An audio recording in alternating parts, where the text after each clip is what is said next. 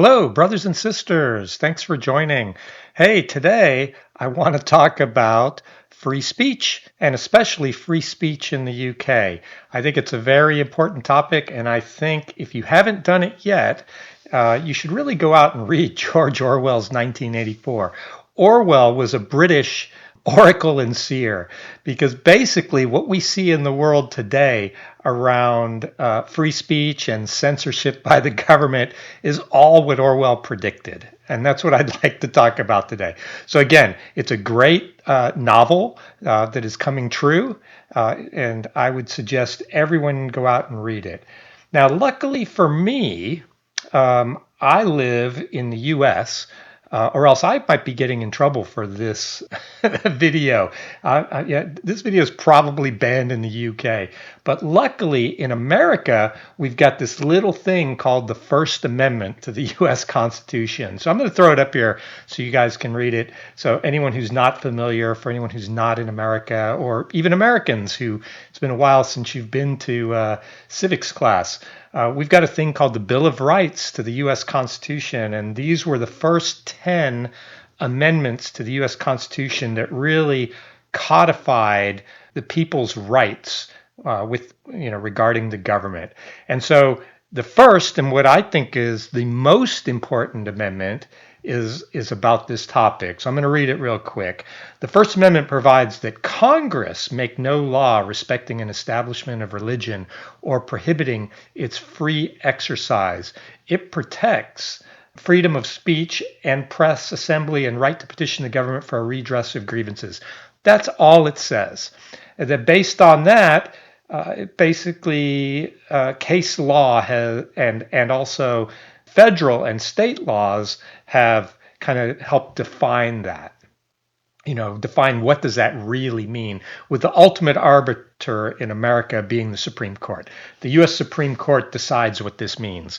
And currently, I'm no lawyer and I don't play one on TV, but I believe it basically guarantees freedom of expression, that the government will not regulate any kind of expression today.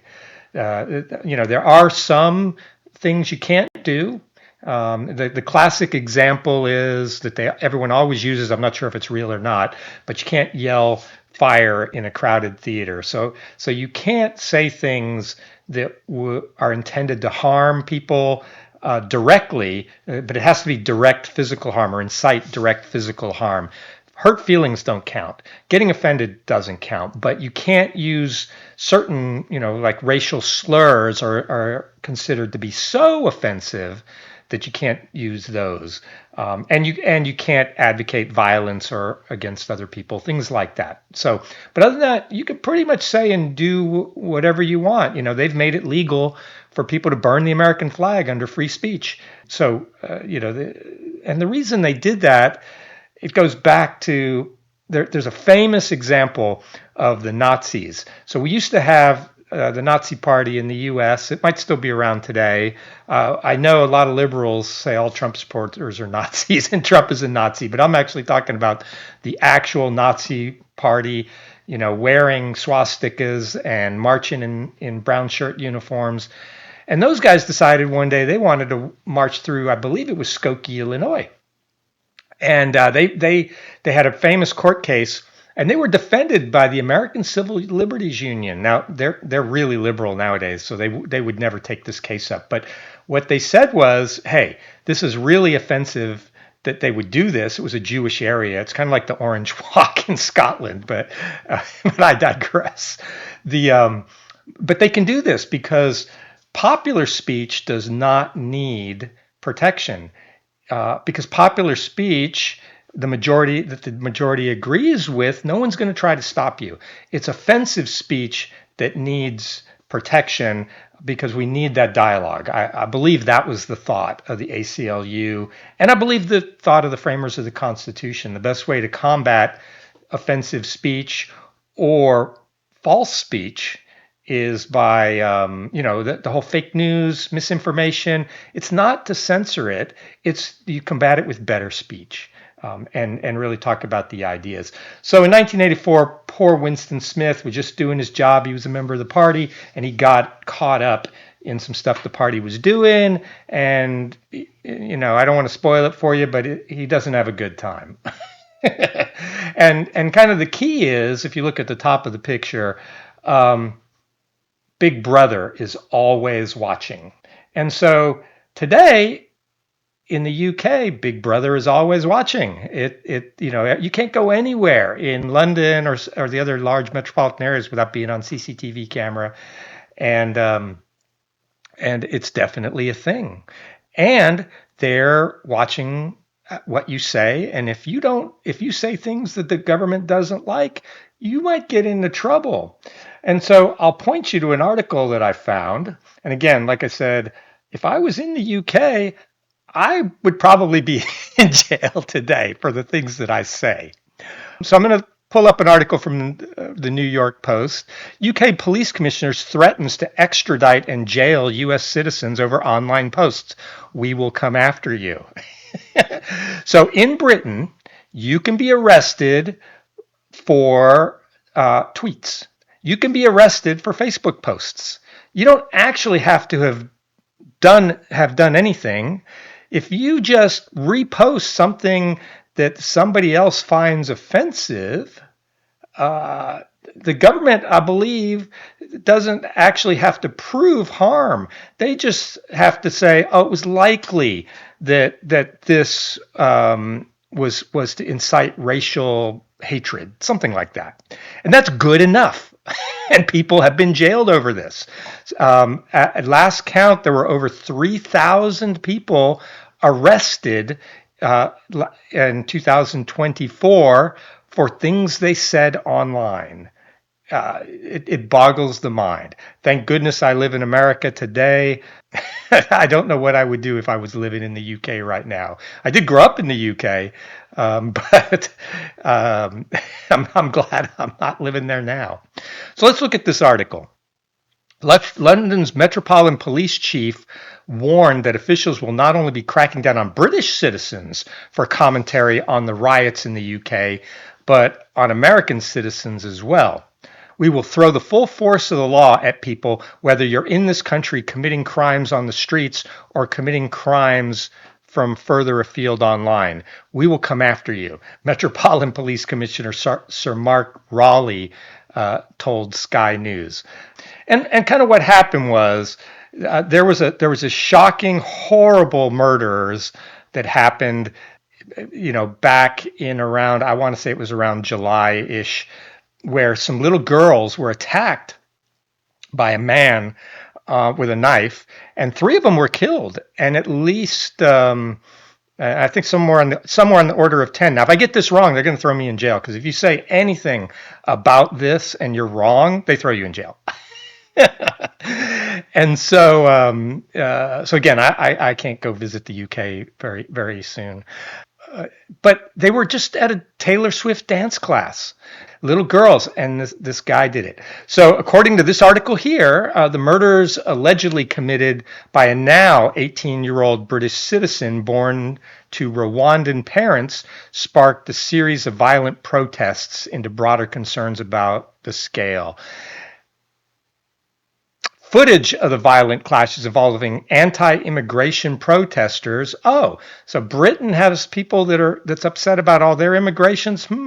Sounds like open borders may not be a great idea worldwide by liberal governments. But anyway, again, I digress. Footage of the violent clashes involving anti-immigrant protesters and the groups of counter-protesters, some of whom have been waving Palestinian flags, has gone viral on social media, and the government is warning that such content may have serious consequences. So you're going to have serious consequences for posting things online. One key aspect that makes the apparent crackdown on social media particularly shocking to critics is that the British government is threatening to extradite American citizens from the US to be jailed in the UK for violating the rules of political speech online. That's going to be a very interesting case. I will definitely be following the first extradition when it comes over because, as I said earlier, in the US, we have a little thing that says, hey, free speech is okay according to the First Amendment. So I kind of doubt the U.S. government will be sending anyone to the UK and honoring those extradition requests. Now, maybe past governments may have. I doubt if Trump is going to do that. Now, a Sky News reporter asked Commissioner Rowley to further explain his warning, arguing that high profile figures have been whipping up hatred and that the likes of Elon Musk have gotten involved. Oh, Elon seems to have his hands in everything. The man is a genius after all. She then asked that the police force's plans will be when it comes to dealing with people who are whipping up the kinds of behavior from behind the keyboard, who may be in a different country. Yeah, typing things on a keyboard is really bad. Rowley answered by telling the reporter, being a keyboard warrior does not make you safe from the law. You can be guilty of offenses of incitement, of stirring up racial hatred. There are numerous terrorist offenses regarding the publishing of material. Okay, so people that send mean tweets related to immigrants in the UK are now terrorists, right? I think this is the head of the police in the UK saying this. All of those offenses are in play if people are provoking hatred and violence on the streets, and we will come after those individuals just as we physically confront on the street the thugs and yobs who are causing the problems in communities. Elon has made headlines for criticizing Prime Minister Sir Keir Starmer's response to the riots over the past week, suggesting the UK is headed for civil war. Civil war might be a little much, maybe a little hyperbole, but again, I don't know. I'm not a genius, but he is. Maybe he sees something going on out there. He also responded to the video of someone allegedly arrested for offensive online comments with a question: is this Britain or the Soviet Union? Yeah, I didn't pull the numbers up, but I think when I read the story about the 3,000 plus people arrested, that was more than they've arrested in Russia today. Soviet Union doesn't actually exist anymore, but in Russia, I think less people have been arrested for what they've said online than in Western democracy, as crazy as that sounds. So Starmer's spokesman said there was no justification for Musk's comments, adding that social media companies can and should be doing more to combat misinformation, and the BBC reported. He added, such companies have a responsibility to stop the spread of criminal activity and misinformation. So, wow. I don't know what you guys think about that, but I think George kind of got it right. I think he saw this coming. I mean, I've even seen that under the guise of stopping misinformation, the British government is talking about summoning Elon Musk to answer for what is put on Twitter.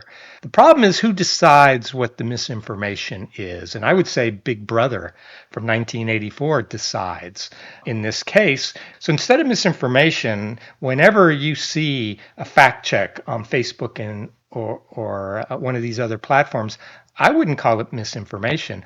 I would call it censorship. It's not a misinformation fact check. It's censorship. Somebody doesn't like your opinion, and so they're fact checking you, or they're banning you from Facebook or wherever. People should be able to say that they don't like all this immigration.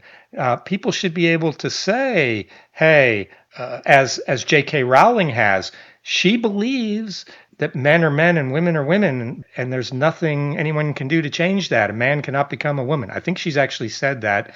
If I got that wrong, please say it in the comments and tell me I got it wrong.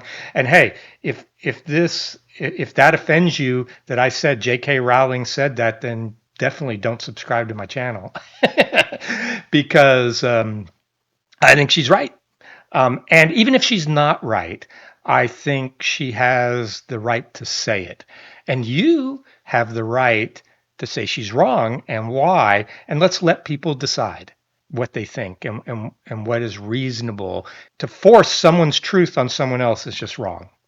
So let's get back to a world where people can say what they think, and even though they have free speech, speech has consequences. And if you don't like that J.K. Rowling said what she said, you don't need to go watch her movies. If you don't like the things that I've said in this video, please don't subscribe. I'm not making you watch this. I'm just commenting on the absurdity that I see out in the world today. I'm really hoping that we can get the world back on the right track, and I hope that the UK saner voices start reigning in the UK. And to be fair about the UK, this is not all Keir Starmer's fault. Okay. This all started many years ago. This has been bubbling for the last 20, 30 years. And I do think most of the hate speech laws came into effect under liberal governments. That's not a problem. That's okay. But I think they took it too far. And I believe conservatives never reined it in. They're just as much to blame. So the Tories went in and they use these same hate speech laws. But I just think now it's really coming to a head. If I'm Elon Musk and they summon me, I'm not sure I actually come to the UK.